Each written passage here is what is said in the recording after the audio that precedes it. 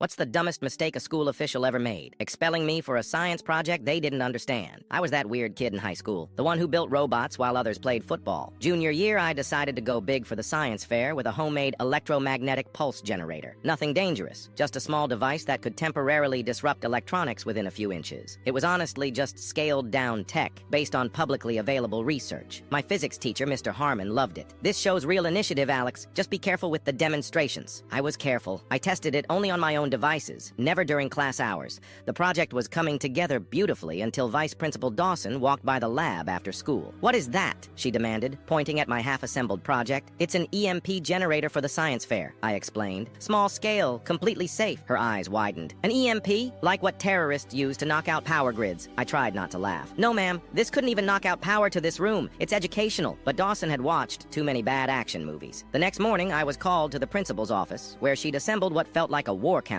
The principal, the school resource officer, and herself. "We've confiscated a dangerous device from the science lab," she told Principal Garcia. "Alex was building what he admits is an EMP weapon." I felt my stomach drop. "That's not what I said at all." The principal looked uncomfortable. "Is this true, Alex? It's a science project. Mr. Harmon approved it. It can barely affect electronics a few inches away. It's not dangerous." "Vice Principal Dawson says you admitted it's the same technology used in terrorist attacks." "She said that, not me. That's like saying a matchstick is the same as a flamethrower because they both make fire." They weren't listening. The resource officer added, "In today's climate, we can't take chances." By afternoon, I was expelled. The official reason, attempting to build a disruptive electronic device with potential to damage school property. My parents went ballistic. Dad stormed into the school the next day, demanding to speak with Mr. Harmon. "This is absurd," Mr. Harmon told them. "The project was safe and educational. I approved it myself, but Dawson had already called the local news." The headline that night, "Student expelled for building potentially dangerous device." My phone blew up with texts. "Dude, are you a terrorist now?" my friend Jake messaged. "They're saying you tried to knock out the school's power grid," another wrote. I felt sick. "This isn't happening." Mom hired a lawyer. Mr. Harmon brought in 3 physics professors from the local university who reviewed my project plans and testified it was harmless. 2 weeks of hell later, the school board overturned my expulsion. The real kicker came a month after I returned. Vice Principal Dawson was reassigned after a board investigation found she had acted without proper technical consultation. Turns out she'd been gunning for the principal job and wanted a high-profile security win. Principal Garcia personally apologized. "We failed you, Alex. Knowledge shouldn't be punished because of ignorance." The science fair? I won first place with a different project. A simple demonstration on how electromagnetic waves work, with extensive safety information prominently displayed. I'm in my second year of electrical engineering now.